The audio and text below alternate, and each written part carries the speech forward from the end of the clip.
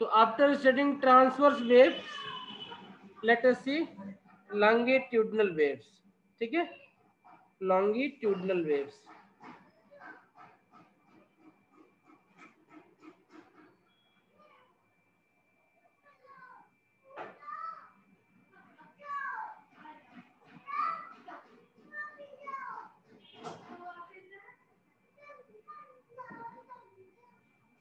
longitudinal waves क्या होती हैं ये? If the particles of a medium, if the particles of a medium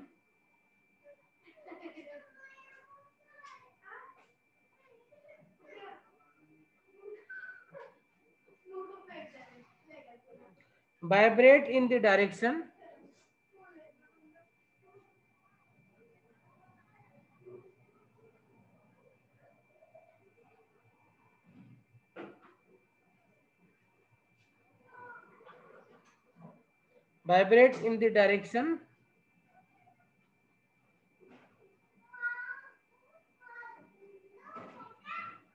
of wave motion.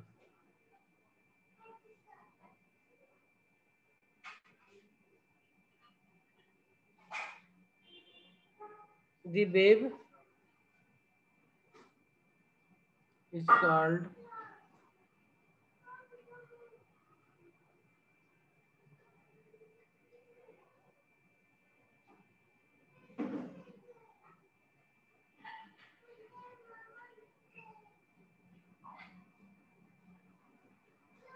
longitudinal wave.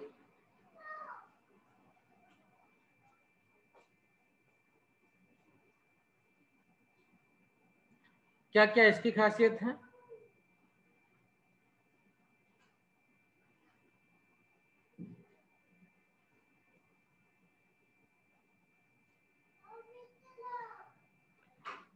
तो जब आपका पार्टिकल का जो वाइब्रेशन है या जो ऑक्सीलेशन है वो आपके वेव के डायरेक्शन में होगा तो वेव आपकी इस तरीके से प्रोपेगेट करती है,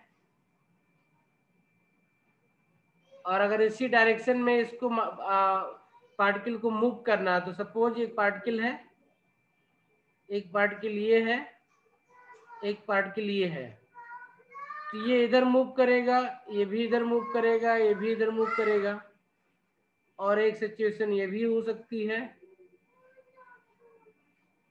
कि ये पार्टिकल है, ये इधर मूव करे, ये वाला पार्टिकल है, ये भी इधर मूव करे। तो इस तरीके से क्या है, दो तरीके की सिचुएशन बन सकती है। एक और बन सकती है इसमें, ये पार्टिकल से ये पार्टिकल से ये पार्टिकल इधर मूव करे और ये पार्टिकल इधर मूव करे। ठीक है, तो एक अलग अलग कंडीशन बन सकती है इसमें, उसके हिसाब से सिचुएशन जो बनेगी। तो ध्यान से देखें, अगर तो जब दोनों पार्टिकल क्लोज आ जाते हैं तो इसको कंप्रेशन बोलते हैं। ठीक है, और जब दोनों दूर जाएं तो उसको रिफ्रैक्शन बोलते हैं। ठीक है, लिख लेते हैं, इन चीजों को समझ लेते हैं, फिर आगे डिस्कस करेंगे। It travels in the form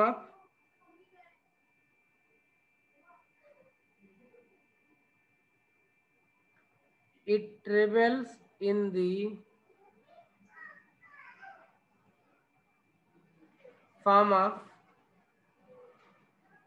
compression and refraction.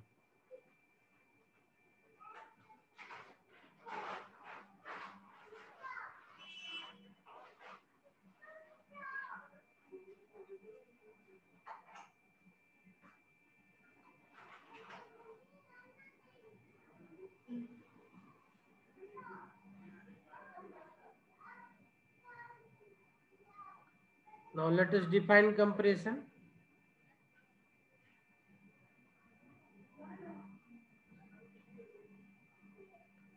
A compression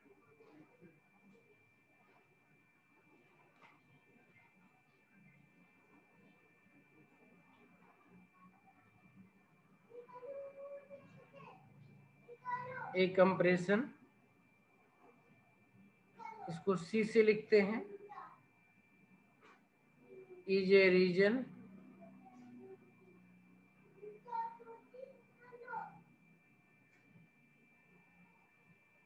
of the medium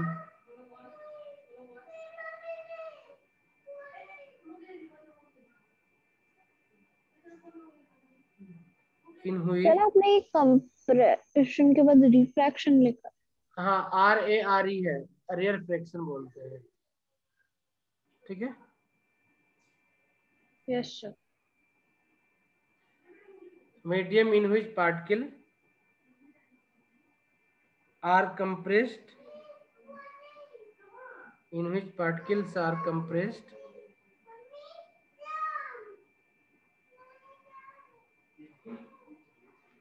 और इसको डायग्राम में रिप्रेजेंट करना है तो कुछ इस तरीके से रिप्रेजेंट कर सकते हैं। मैं एक फ्रेश डायग्राम बना रहा हूँ।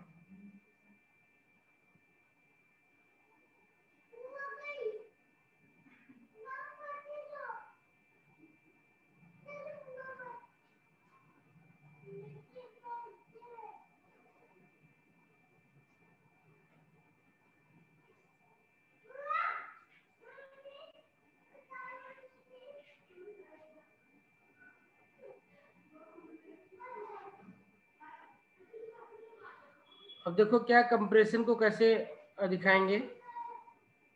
पार्टिकल कंप्रेस है, मतलब सेम स्पेस में बहुत सारे पार्टिकल्स हों एक साथ में। ये स्ट्रेट लाइन बनेगी, मेरे से इस पे नहीं बन रही है, आप बनाना स्ट्रेट लाइन। और जब रेयर फ्रैक्शन को दिखाएंगे आप तो इसको इस तरीके से दिखाएंगे। ये आपका सी रीजन हो गया, ये आपका आर रीजन हो गया। ये रीजन भी अल्टरनेट ही चलेगा इसमें भी।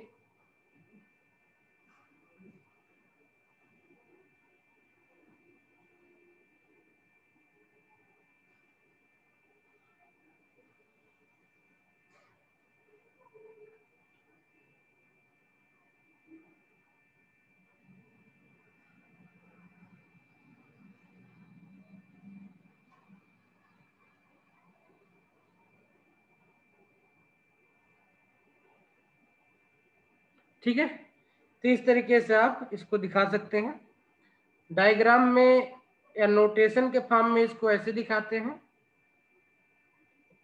ऐसे यहाँ पे डॉट लगाते हैं, ये डॉट बनाते हैं, इस तरीके से इसको शो करते हैं वाइब्रेशन ऑफ पार्टिकल को। Vibration of particle,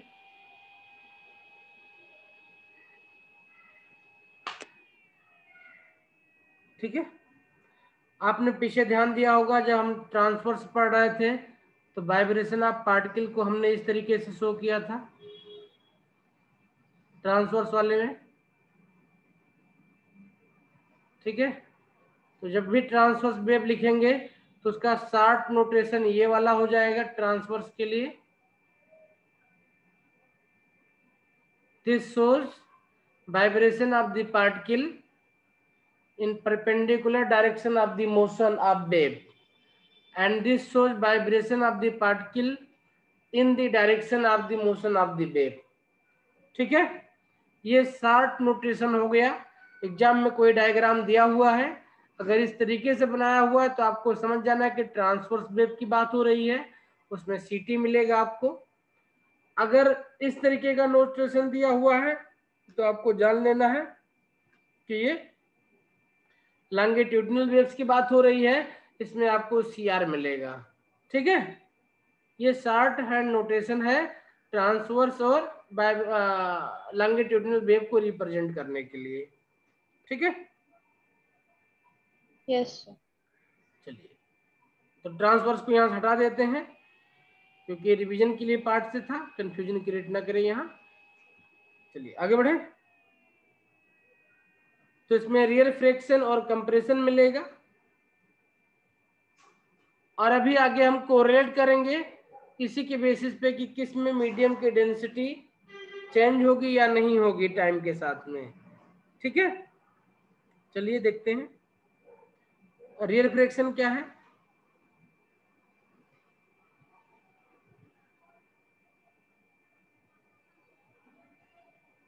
A rear fraction written by R is a region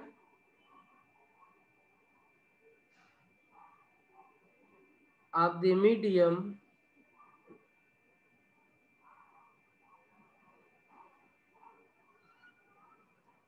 in which particles are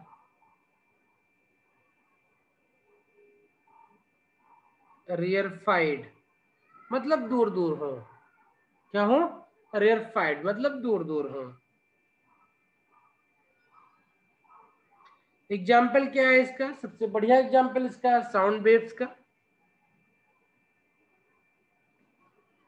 तो इसको नोट कर लो। तो एग्जाम्पल हम नेक्स्ट पेज पे लिखेंगे।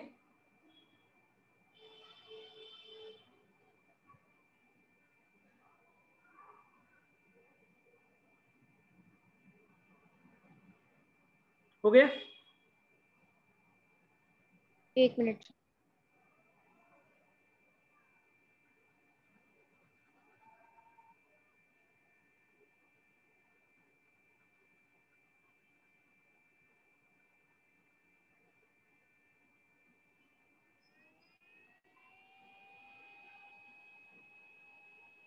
Yes sir.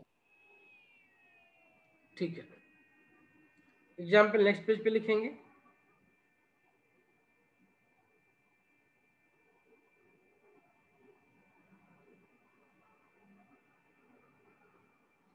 तो इसका बेस्ट एग्जाम्पल है सर साउंड। एक बार प्रीवियस पेज दिखा दो, मुझे स्क्रीन नहीं दिख रही थी। हाँ अब ठीक है, दिख रहा है बेटा? हाँ जी सर। हाँ नोट कर लो।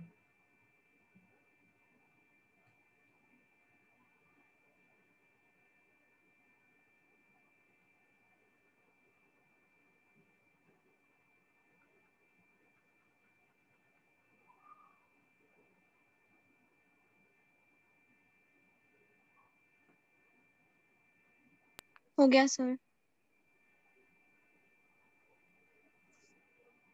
बेस्ट एग्जाम्पल इसका क्या है? Sound wave. कम से कम एक एक एग्जाम्पल तो आपको सबका याद ही रखना है। Sound waves. और इस चैप्टर में हम साउंड वेव्स को बहुत डिटेल में पढ़ेंगे। ठीक है, साउंड वेव्स को बहुत डिटेल में पढ़ेंगे।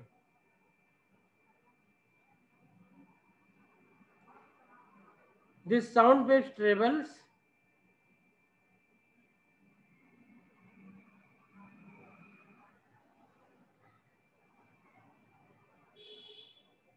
sound waves travel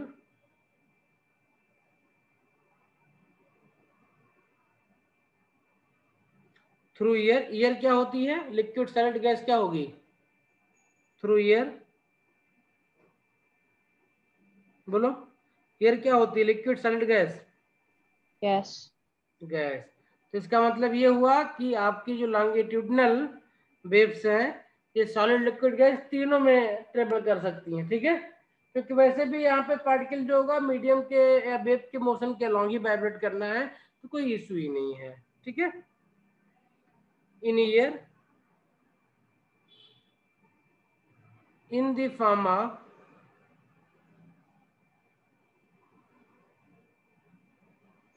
in the form of longitudinal waves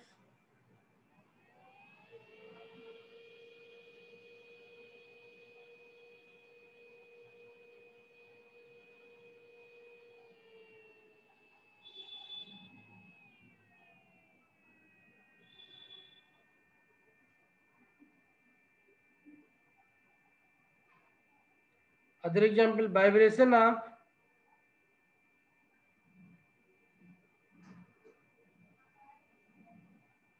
ear columns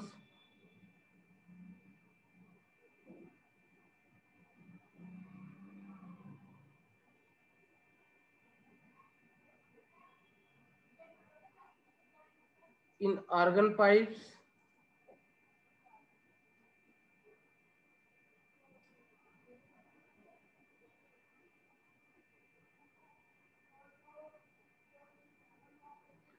are also longitudinal waves.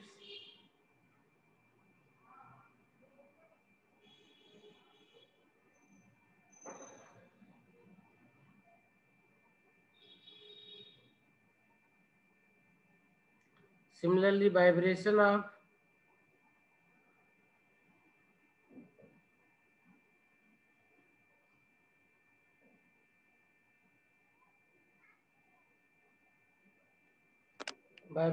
air column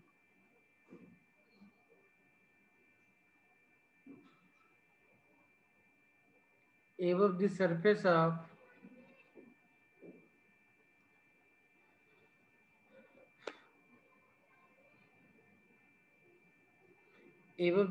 of water in the tube of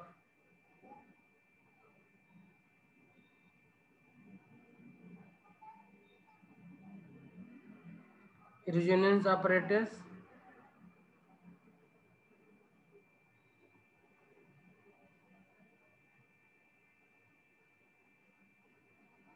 are also longitudinal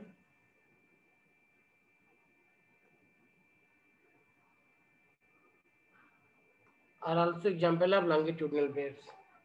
तो अल्टीमेटली जो भी चीजें यहाँ पे देख रहे हो सब कहीं ना कहीं साउंड से ही जुड़ी हुई चीजें हैं ज्यादातर आपकी, ठीक है।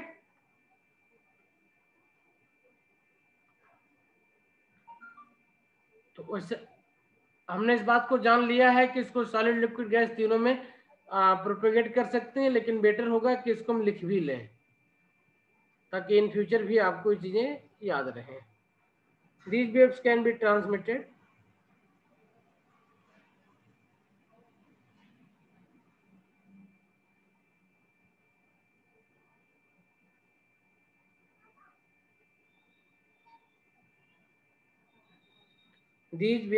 transmitted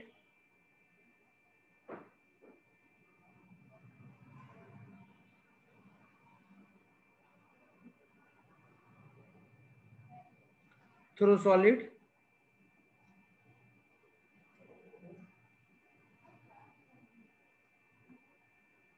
liquids,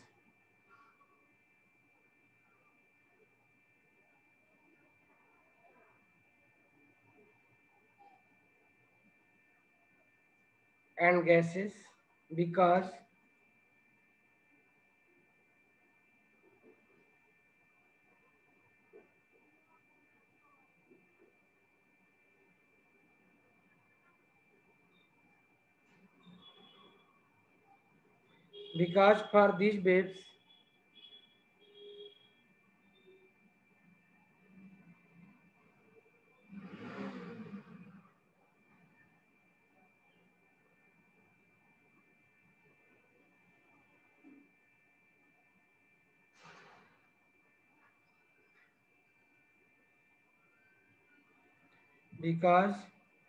for these waves propagation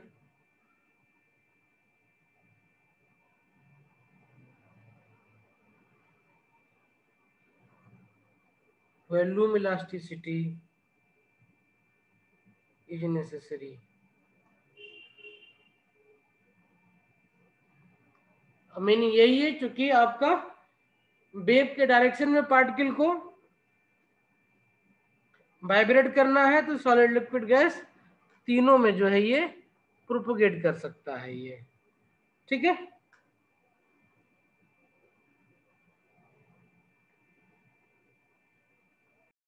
वो डेफिनेशन जिनको हम बार बार यूज करते आए हैं, आप पहली बार शायद उनके डेफिनेशन को लिखेंगे यहाँ पे हम, ठीक है। Wave length, some important definition regarding wave motion.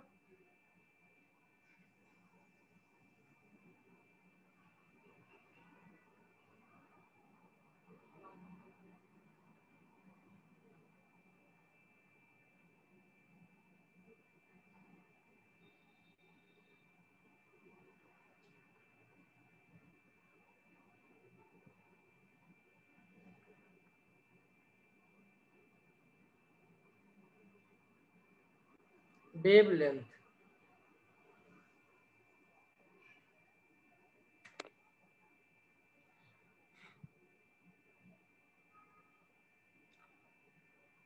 बहुत इंपॉर्टेंट कॉन्सेप्ट है, सबको पता है पहले से भी, लेकिन अब यहाँ पढ़ेंगे क्योंकि यहाँ पे सीटी और सीआर के टर्म में भी इसको जानेंगे हम। What is wave length? तो वर्ड से क्लियर कि वेव की जो लेंथ होगी उसको हम बोलेंगे वेव लेंथ, ठीक है। It is the length of one wave, it is the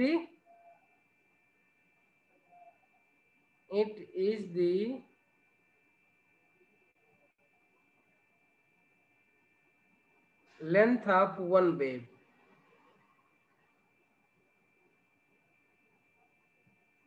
अब कैसे इसको हम जानेंगे, बाकी के टर्म में कैसे डिफाइन करेंगे हम, देखते हैं कुछ और पॉइंट्स इसके बारे में।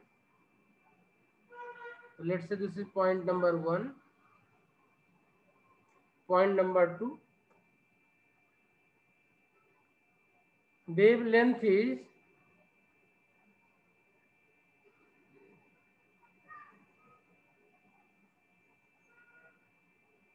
equal to the length is equal to the distance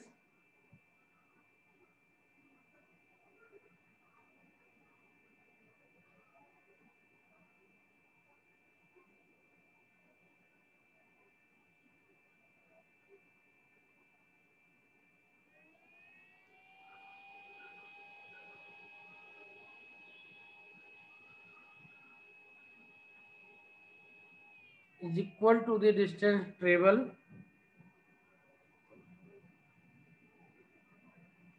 by the wave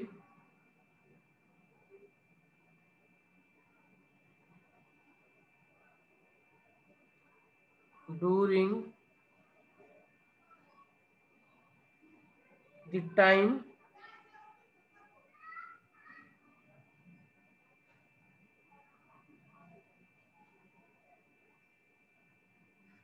in which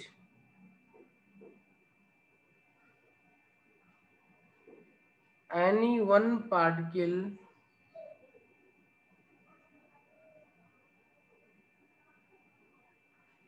of the medium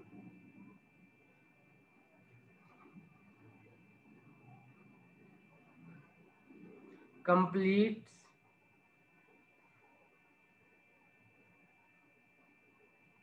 one vibration.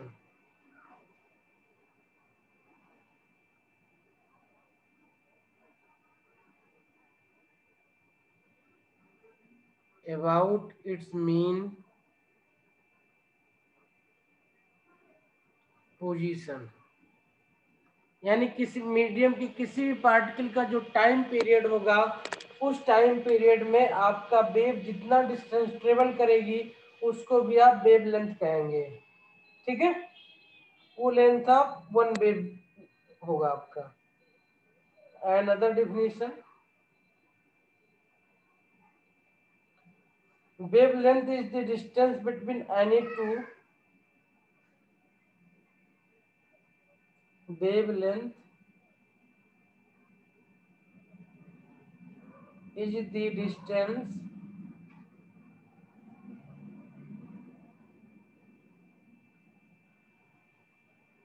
between any two nearest particles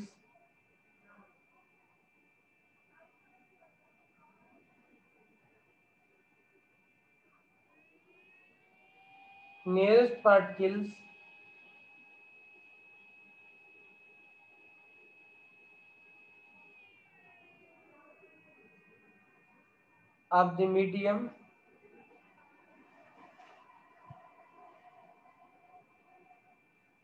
vibrating in the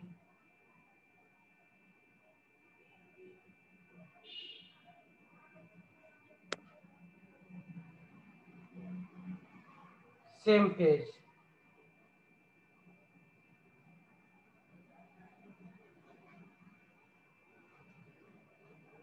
Fourth,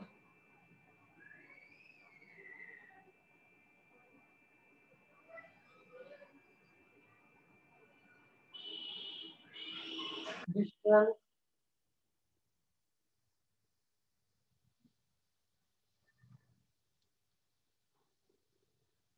traveled by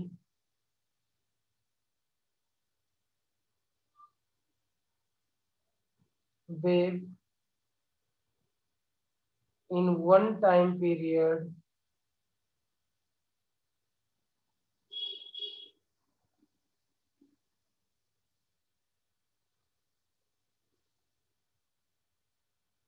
is known as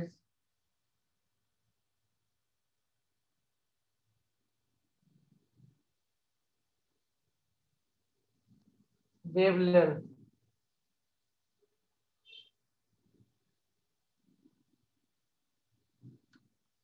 note कर लिया इतना? Sir एक minute.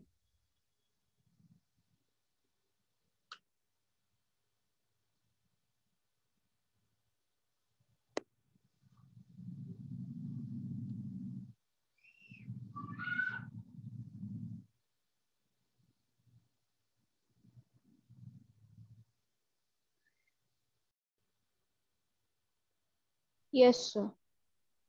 ठीक है।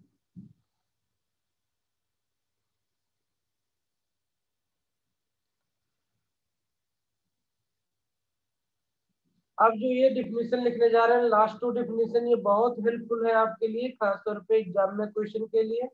बाकी पीछे का definition है वो अंडरस्टैंडिंग के लिए, समझने के लिए, या वेवलेंथ के डिफिनेशन पूछी जाए तो उसके लिए।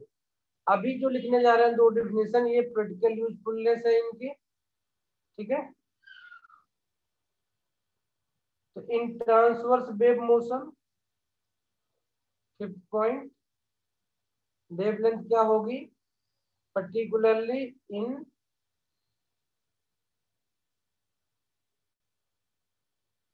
ट्रांसवर्स वेव मोशन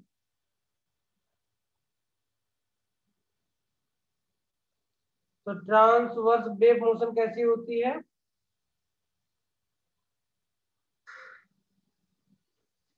क्या बोलते हैं इसको? C T C T C T and C बोलते हैं। ठीक है। तो वेव लेंथ क्या होगा? वेव लेंथ आपका जो होगा वो ये डिस्टेंस होगी between 2c, this is called lambda,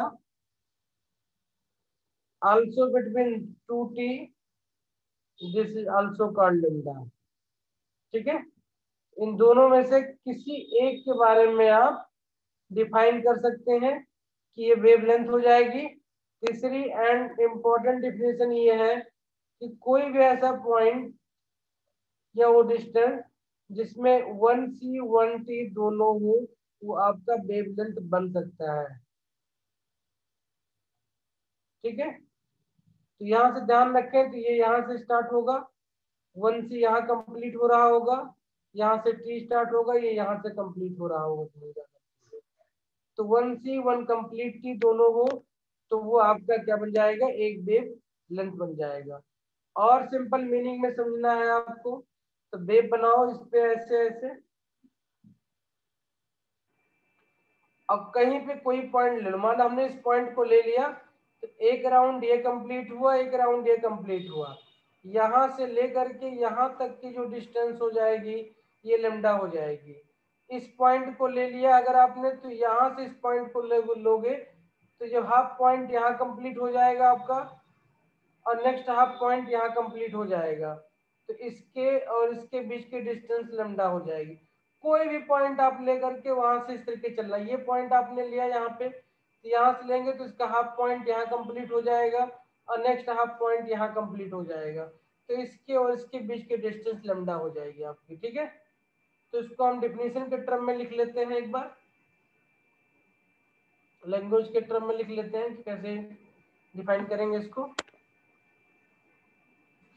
In transverse wave motion, wavelength lambda is given as distance between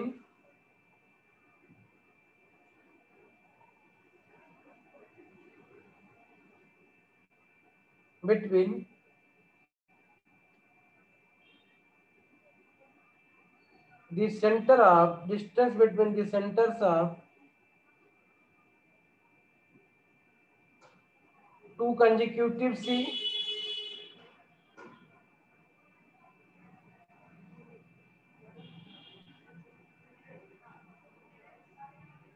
इसी तरीके से लेमडा की डिफिनेशन दी जा सकती है, distance between the centres of to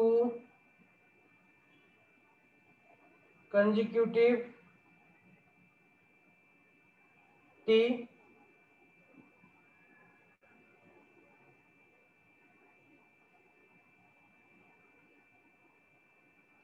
इसी तरीके से लेमडा की डिफिनेशन और दी जा सकती है, distance in which one t and one c are contained.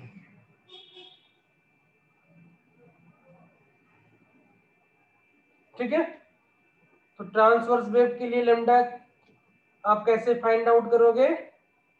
2c या 2t या कोई भी दो पॉइंट ले लें जिनमें दो, एक c और एक t हो, तो उसको क्या बोलेंगे हम? उसका वेवलेंथ बोलेंगे। ठीक है, इस डायग्राम को, इस पिक्चर को जरूर याद रखना, ये हेल्प करेगा आपको क्वेश्चन सॉल्व करने में। आगे बढ़े।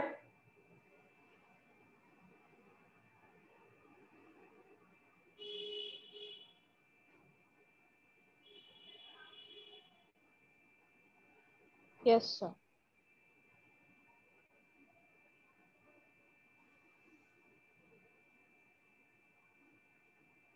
Then what about in longitudinal motion?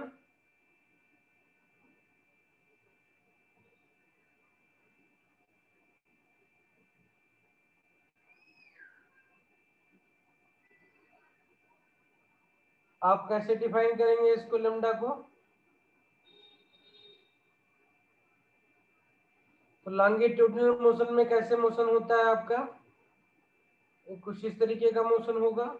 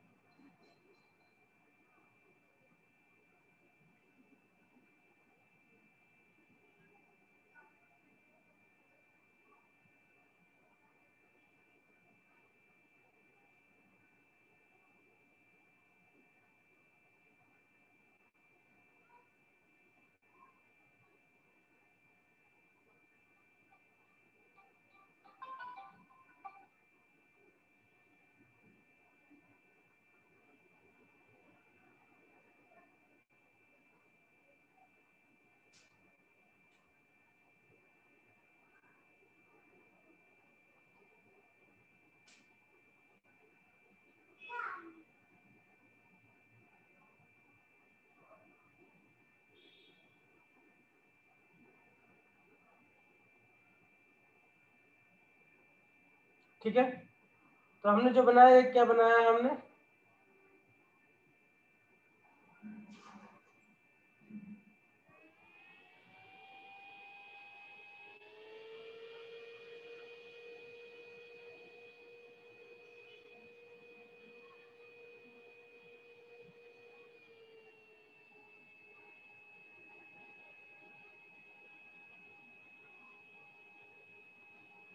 ये क्या बनाया हमने, जो बनाया है ये C है, ये R है, ये C है, ये R है, ये C है, ये R है और ये C है। ठीक है, चाहे तो इसको और अच्छा दिखने तो इसके लिए ऐसे बना सकते हैं, इसको बीच वाले हिस्से को ऐसे हटा दो, क्लियर रखो इसको। अब ठीक है, सी आर वेवलेंथ कैसे डिसाइड करेंगे इसमें? Distance between C and R, है ना, तो distance between C and C, distance between C and C, या distance between R and R, या एक ऐसा डिस्टेंस जिसमें एक सी और एक आर हो, आपका क्या हो, एक ऐसा डिस्टेंस जिसमें एक सी और एक आर हो। तो सी यहां से स्टार्ट होता है, यहां से लेकर के जहां तक आपका आर जाएगा वो पूरा पूरा कंप्लीट सी और आर ले लें। तो इस तरीके से वेवलेंथ सी आर के टर्म में भी डिफाइन कर सकते हैं। यहाँ पे वही 3 पॉइंट की डिफिनेशन हो जाएगी, क्या क्या हो जाएगी? Lambda equal to distance between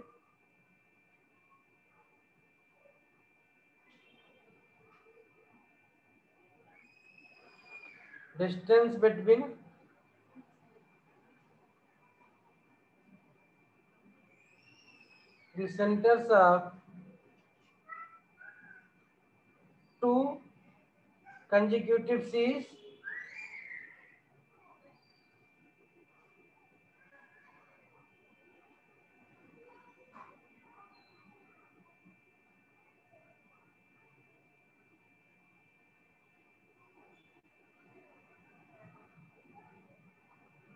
या इसको ऐसे भी लिख सकते हैं, distance between two consecutive hours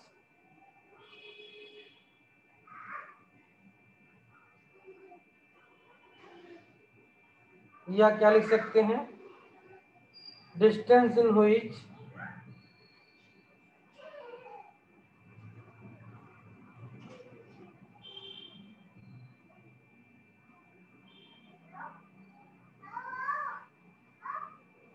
one C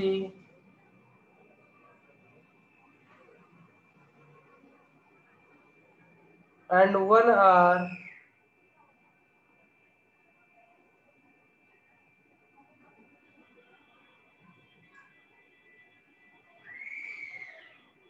content. ठीक है,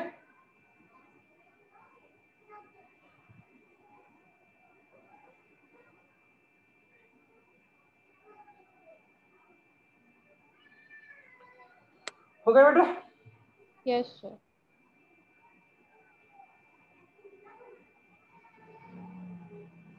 मनस्वी आपका भी हो गया ना?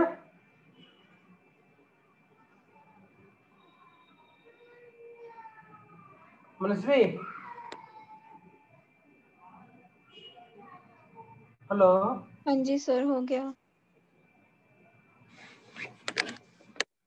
देखते हैं नेक्स्ट वेवलेंथ के बाद में फ्रीक्वेंसी की डिफिनेशन क्या है।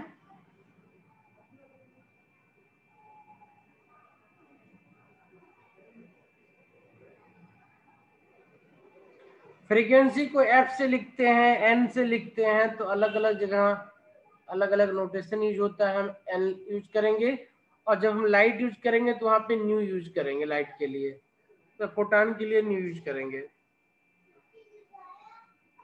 फ्रीक्वेंसी क्या है? This is the number of vibration, ठीक है, नंबर ऑफ वाइब्रेशन होता है इन 1 सेकेंड। लिख लेते हैं क्या है, frequency of vibration, frequency of vibration, frequency of vibration of a particle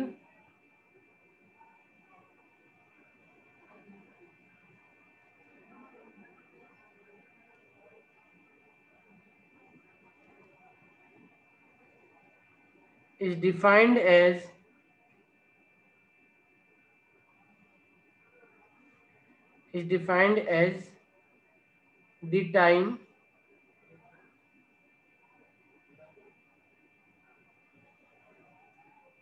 the time taken by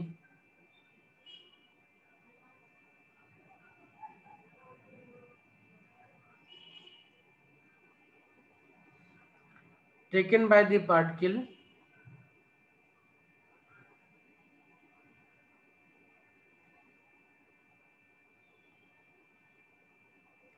to complete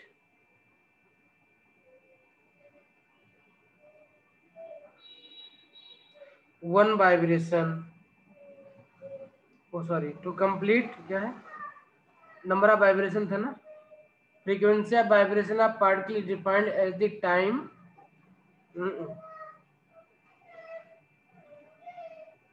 number of vibration जाना था हमें, टाइम चले गए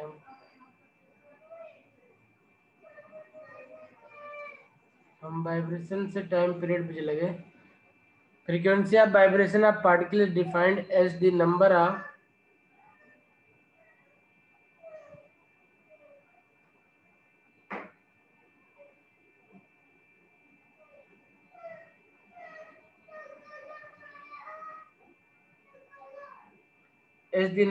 vibrations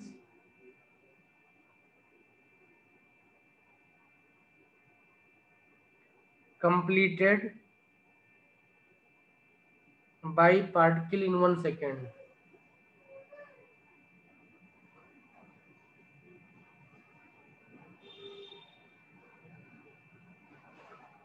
एक सेकंड में जितना वाइब्रेशन करेगा आपका पार्टिकल, वो उसकी फ्रीक्वेंसी हो जाएगी। फॉर एग्जांपल जो इलेक्ट्रिसिटी यूज हो रही है हम लोगों के यहाँ, वो हमारे यहाँ जो होता है वो कितना 50 हर्ट्ज है कि 60 हर्ट्ज है? क्या सर? जो इलेक्ट्रिसिटी यूज करते हैं अपने यहाँ हम, उसकी फ्रीक्वेंसी कितनी है, 50 हर्ट्ज है या 60 हर्ट्ज है? चलो ये आप लोगों के लिए होमवर्क रहेगा, इसका आंसर आप ढूंढ के मेरे बताओ। इलेक्ट्रिक बॉक्स में फेजेस लिखे हुए थे, हाँ उसमें फेजेस लिखे हुए थे इलेक्ट्रिसिटी।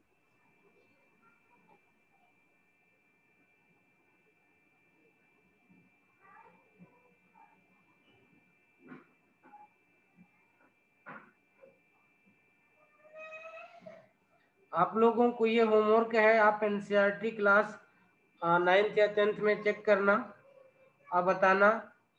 तो जब ढूंढना तो ये भी बताना मुझे यूएसए में कितने हर्ट्ज की इलेक्ट्रिसिटी यूज हो रही है और इंडिया में कितने हर्ट्ज की यूज हो रही है। ठीक है, इसीलिए हम यूएसए से कोई इलेक्ट्रॉनिक्स आइटम अगर बाई करते हैं या मंगाते हैं तो यहाँ पे उसको हमें रीसेट करना पड़ता है या एडजस्ट करना पड़ता है। अमूमन वहाँ पे इलेक्ट्रिसिटी 60 हर्ट्ज की होती है, इंडिया में 50 हर्ट्ज की होती है। ठीक है, 50 times of on off on off on आपकी लाइट हो रही है। बट चूंकि ये इतना फास्ट है, हमारी जो आंख है वो सिर्फ ज़्यादा से ज़्यादा 20 हर्ट्ज की चीज़ें जो है उनको विजुलाइज कर सकती है। एक सेकंड में 20 बार हो तो हमारी आंख देख सकती है, उससे ज़्यादा नहीं देख सकती है। तो इसलिए हमको फैन या लाइट जो भी चीज़ें वो कंटिन्यूसली दिखाई पड़ती हैं, जबकि हकीकत में क्या है, वो of on off on off on off on हो रही हैं। तो अभी हम लोग सर्किट पढ़ेंगे, इलेक्ट्रिसिटी पढ़ेंगे, एसी करंट पढ़ेंगे, ठीक है, मैग्नेटिज्म चैप्टर के बाद में। तो वहाँ पे इस चीज़ को भी देखेंगे हम लोग 12th में ही। ठीक है, तो थोड़ा थोड़ा इन्फॉर्मेशन यहाँ से उन चीज़ों के बारे में रखते हुए चलेंगे हम लोग। ठीक है, चलिए। तो फ्रीक्वेंसी की डिफिनेशन क्लियर हो गई क्या है?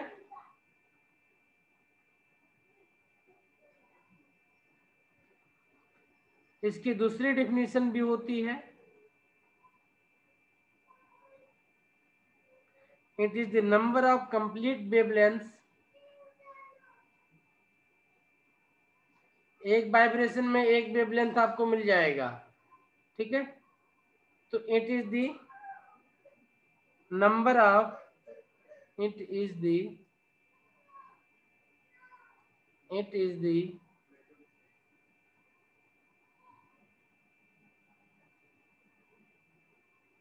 it is the number of it is the number of complete wavelength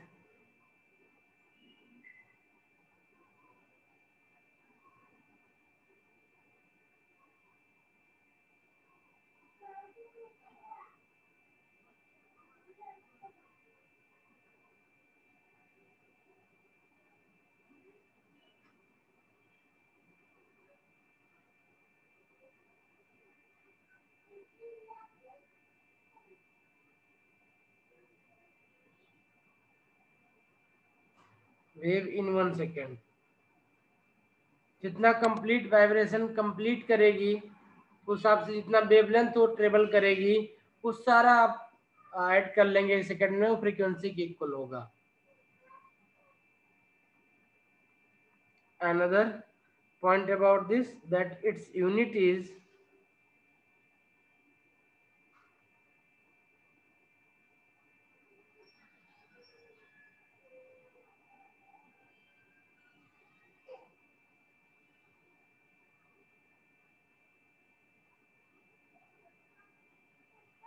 R hertz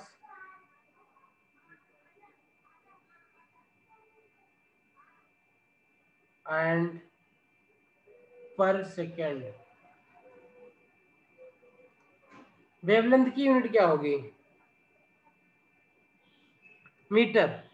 ठीक है, वेवलेंथ की लेंथ है ना तो मीटर हो जाएगी।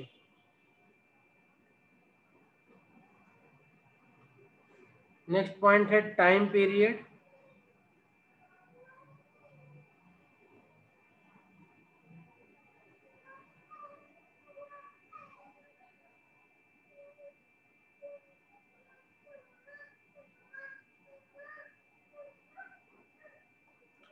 टाइम पीरियड तो एक ऑक्सीलेशन कंप्लीट करने में या एक वाइब्रेशन कंप्लीट करने में या एक वेवलेंथ के इक्वल डिस्टेंस ट्रेवल करने में जो भी टाइम लगता है उसको हम टाइम पीरियड कहते हैं।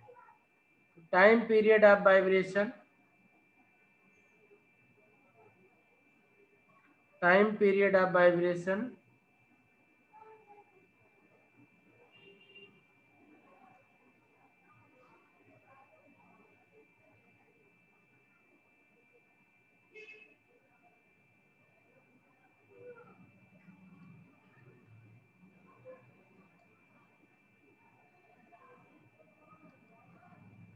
time period of vibration of particle is defined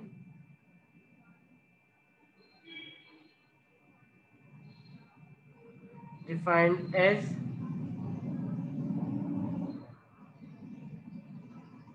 the time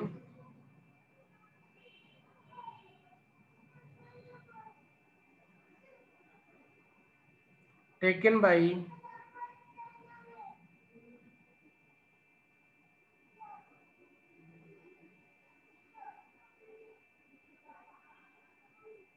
particle to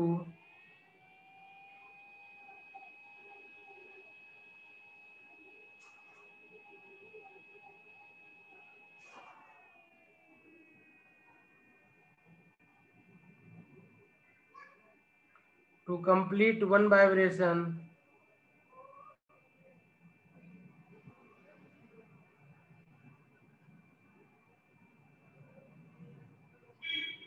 about its mean position।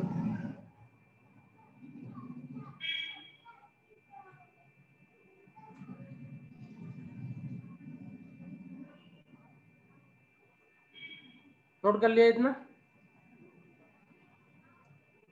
एक मिनट सर। वेवलेंथ के टर्म में चाहे तो लिख लें इसको भी।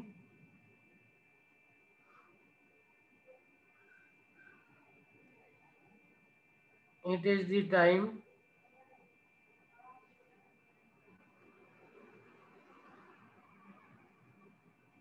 taken by the wave to travel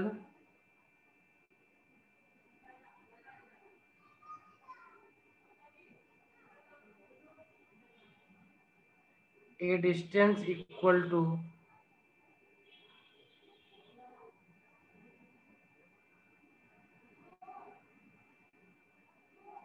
one wavelength।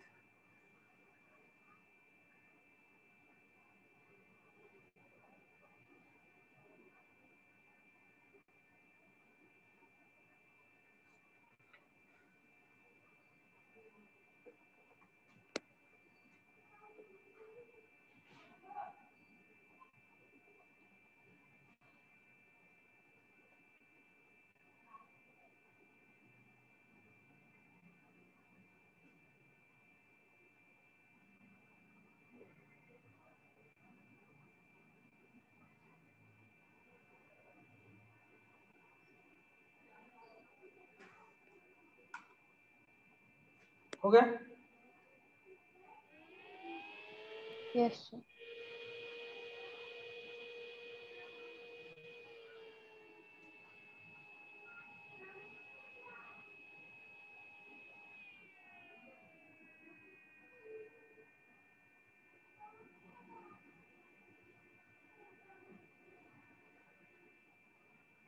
Relation between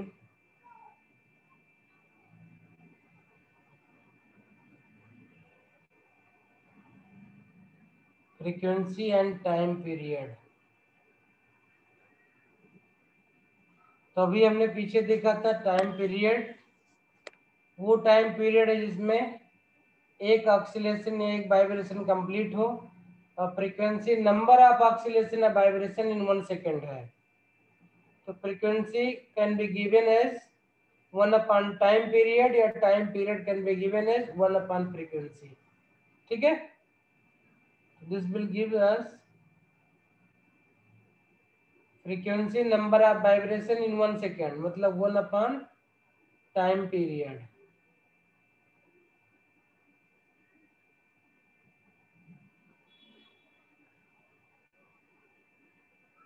और time period equal to 1 upon frequency. दोनों रेसिप्रोकल हैं।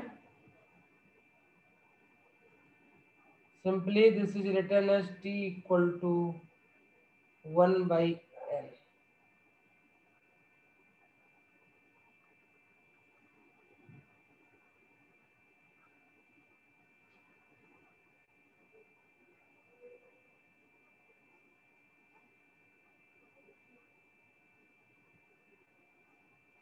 Relation between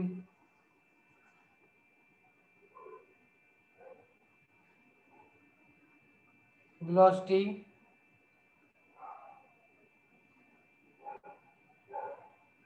frequency and wavelength।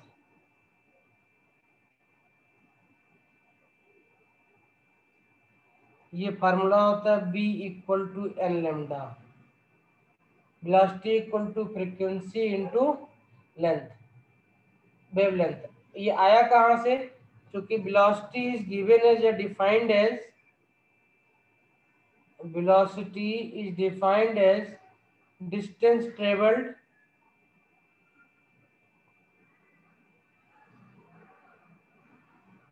let's, if this is lambda, divide by time, and we know that to travel lambda distance we require time equal to time period, that is t.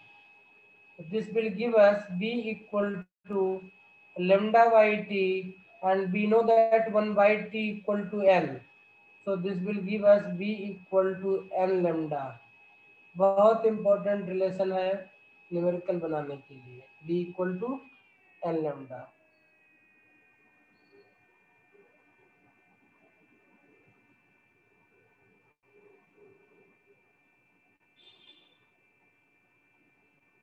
ठीक है,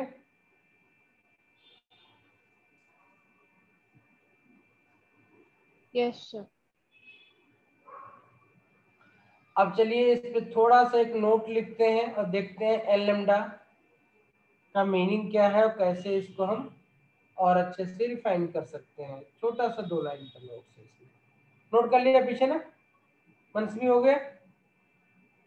हाँ जी।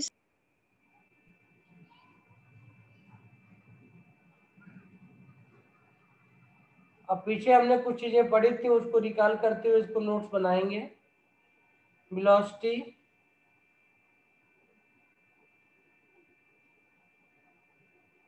v of the wave, velocity v of the wave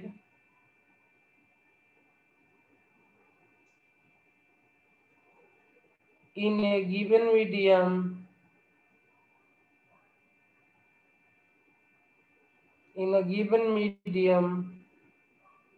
याद करो, depends. देखो यहाँ पे frequency lambda आ गया, हमने पीछे बहुत मतलब कॉन्फिडेंस से लिखवाया था कि ये फ्रीक्वेंसी बाकी चीजों पे डिपेंड नहीं करेगा, सिर्फ नेचर ऑफ मीडियम पे डिपेंड करेगा, है ना। बट यहाँ तो एक्सप्रेशन में ही फ्रीक्वेंसी और वेवलेंथ आ गया, तो क्या करें, तो समझे इसको। भाई लिखा है तो गलत तो होगा नहीं। तो velocity v of the wave in a given medium depends on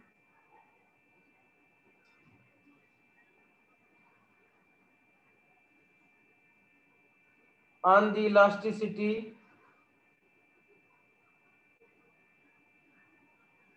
and inertial property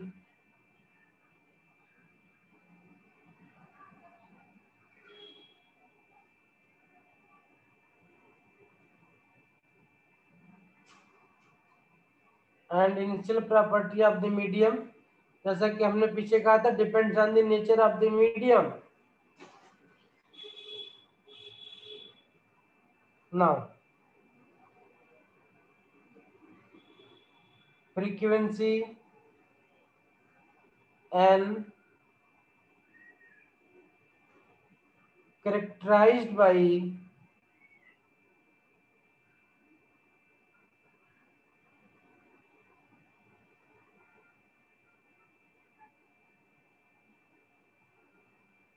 source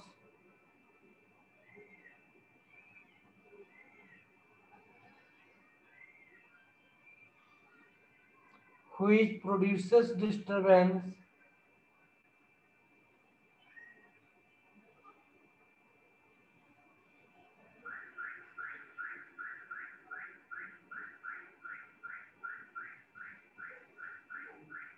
and different source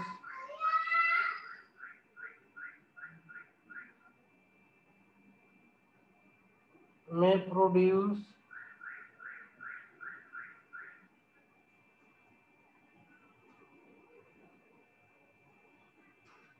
vibration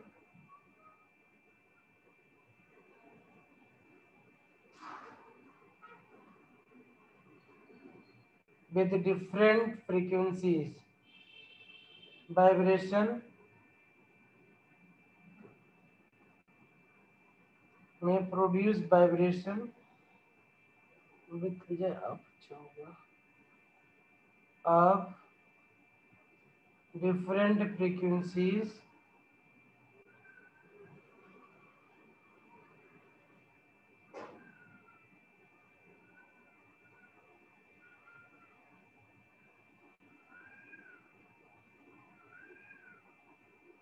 so wavelength lambda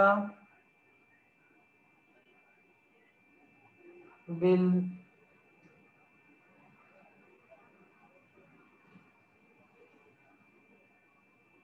differ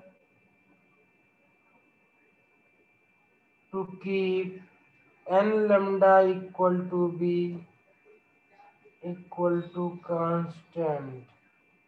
तो क्या होगा, b equal to N lambda तो है, और different source different frequency produce करेंगे, तो उसी के अकॉर्डिंग लेमडा की वैल्यू आपकी कम या ज्यादा हो जाएगी और b को कांस्टेंट रखेगी। मतलब फ्रीक्वेंसी ज्यादा हुई तो लेमडा की वैल्यू कम हो जाएगी, और फ्रीक्वेंसी कम हुई तो लेमडा की वैल्यू ज्यादा हो जाएगी, और अल्टीमेटली इनका जो मल्टीप्लिकेशन है एन लेमडा उसको कांस्टेंट रखेगी। यानी जो वेलोसिटी ऑफ वेव है वो सिर्फ और सिर्फ मीडियम पे डिपेंड करेगी, इसके अलावा बाकी किसी और चीज पे डिपेंड नहीं करेगी। बेशक उसके फार्मूला में B equal to N lambda है, तो ध्यान रखना है यहाँ पे जो एन लेमडा है वो एक दूसरे को काउंटर बैलेंस करने के लिए है। किस लिए है, एक दूसरे को काउंटर बैलेंस करने के लिए है वो, ठीक है।